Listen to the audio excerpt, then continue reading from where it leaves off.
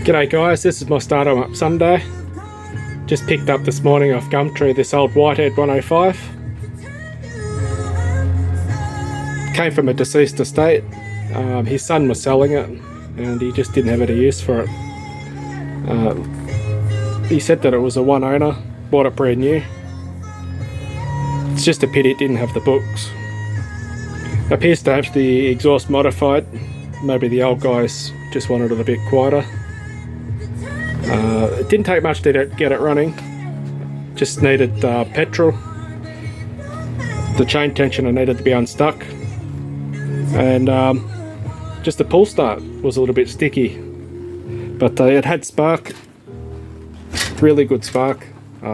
Put oil in it, oiler worked. The sprocket looks like brand new. So I don't think it's done a real lot of work. Has a lot of compression, fair bit of kickback.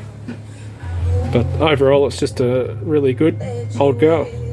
Still in its original work clothes by the look of it. But yeah, I'm very happy with this one. Don't normally get them started that easily. But yeah, I'll show you how she runs.